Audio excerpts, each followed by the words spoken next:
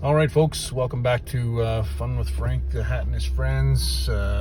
Anyways, we're in a 2013 Ford F-150. It's my wife's truck, and we've got a warning that persists, even though that left rear door is shut.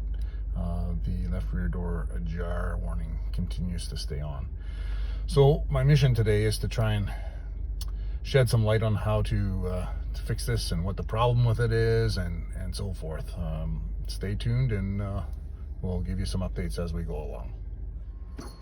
Okay, so just you all know that the problem with this left rear door ajar warning is definitely in this connection here.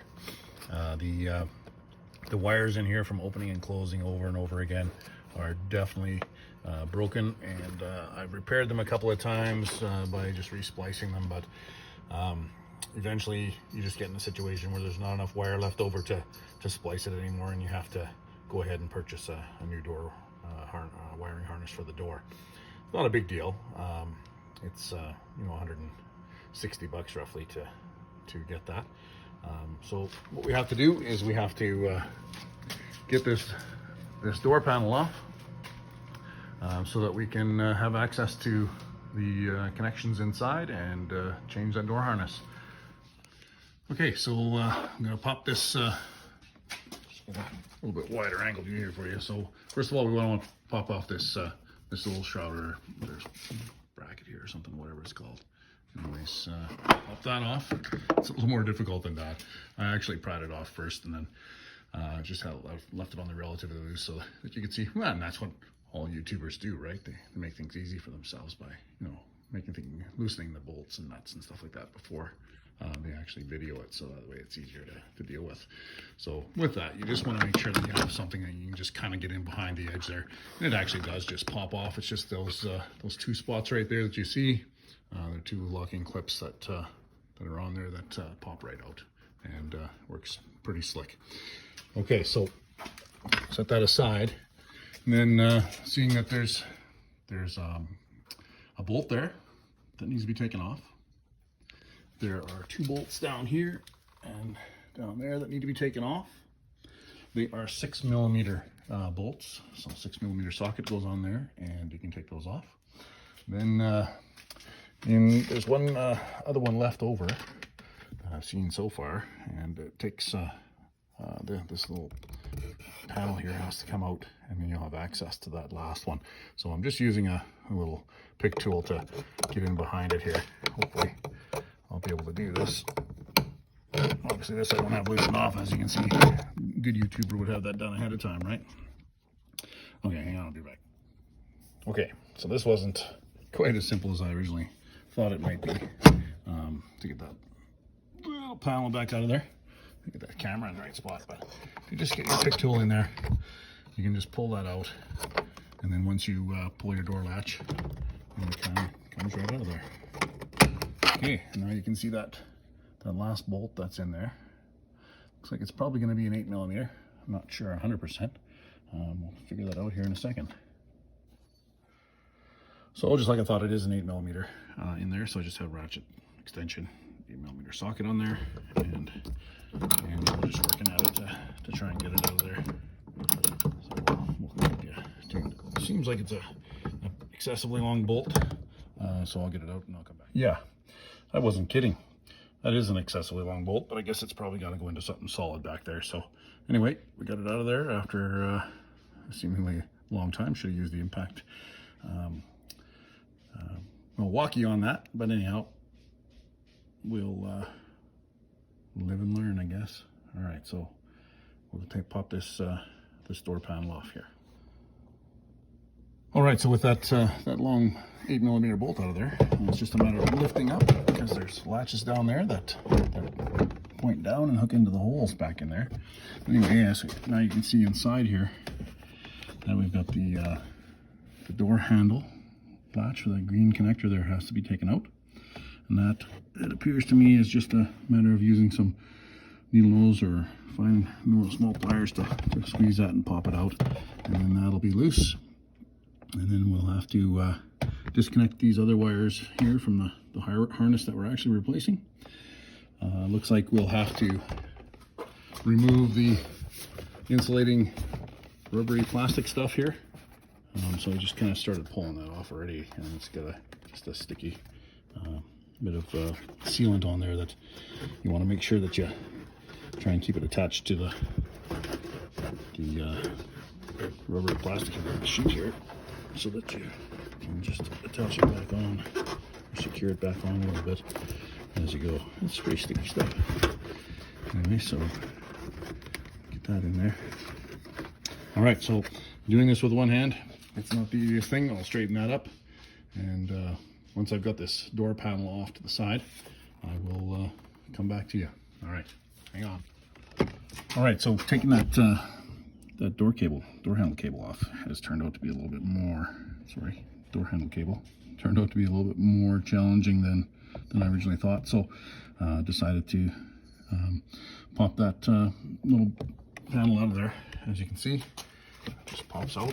Much easier to work on it when you can actually see it a little bit better. So it just kind of pops out through here. So these little clips here on the end are what hold it in there. So if you reach in from this side, you can kind of pop them, just push them in just a wee bit, and then you can pop this door handle out. And then that way, when you're looking at it, it's just going to be much easier to deal with. All right, once I get it off, it's just like I said, it's just a matter of squeezing those two tabs there, and then we should be able to push it back through and out. I'll be back.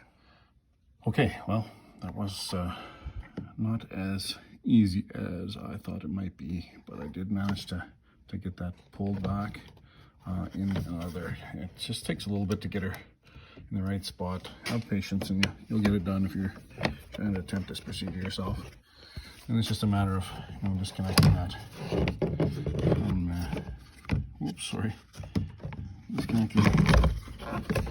pulling that wire over there. Okay, need two hands. Okay, door panel is off without too many casualties, no blood so far. So anyways, just had to disconnect this after disconnecting the door handle cable, and just had to disconnect the cable, electrical cable from the door panel as well. And on this one here, it's not that complicated. It's just a matter of just pushing that little tab, and then gently wiggling it, pulling it down, and it pops off. So that's good. Now, next process is to remove the rest of the little bit of insulation here, the rubber plasticky thing, as I like to call it. And once I've got that off, I'll be back. Okay, so we're gonna try and, looks like we got the door panel completely off. We've got the insulation, sticky part of it, all taken off here. Lost some light. Hello, kitty.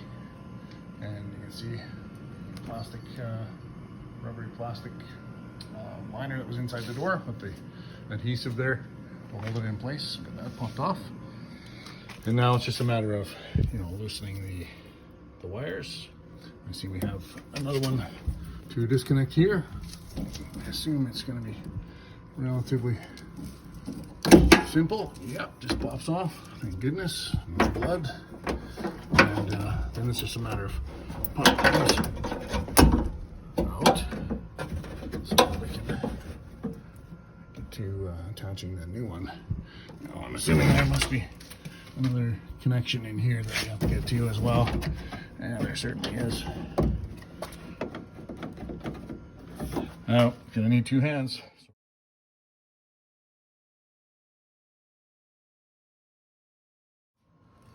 Okay, we got the connections unconnected. There's a connection back there, a connection here. There's four all together, one for the speaker, and then the one for the door latch itself, door lock, pardon me, and window.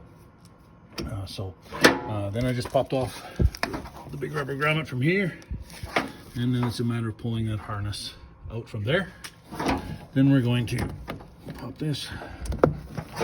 Bad camera work. Need someone else on the camera.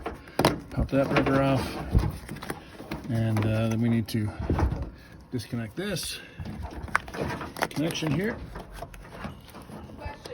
and we're good to go. Okay, got some light too, so you can see where the wires are broken off there. Hopefully it'll focus. Yeah, you can see the splice. Oh, that just broke off as well. So anyway, we're gonna pop this black piece out of there. Again, need 2 hands, and then we'll be able to disconnect that white connector, reconnect the new one, and we'll put it back in the hole, and then we'll go ahead and hook it all back up. If I come across anything exciting, I'll bring you in on the excitement. Okay, so as you can see, the door panel and door are all put back together, and we're gonna jump in, we're gonna fire it up, and we're gonna see whether this was a success or not. Hang on. Okay, let's put the key in, fire it up, and see if we still have a rear door jar sign. All right, typical Ford greeting, and here we go. No warning signs on the dash. We are in business. All right, well, you know what? I'm sure I saved probably a couple $100 or more by just replacing that wiring harness myself. You know what? It was actually pretty simple considering, but when there's certain parts you just had to be, you know, patient and give yourself the opportunity to work through getting certain panels loose and certain clips back together and so on. But anyhow, hopefully you've enjoyed the video. If it was helpful to you in any way, shape, or manner, I know the camera work and so on was a little sketchy because I needed 2 hands in most cases. There would have been much better to have an extra person on the camera. Anyway, please like and subscribe if it made any difference to you, but that's typically, that problem is just those wires are broken in there, and that harness will eventually need to be changed. You can hopefully get through for quite a long time by splicing those wires in there while you can, but once they get broke off close enough to the connector, then you're going to have to replace that harness. So wanted to do this video so that you could see that you know, even a hack like me could get it done, but an episode with Frank the Hat and his friends. All right, take care.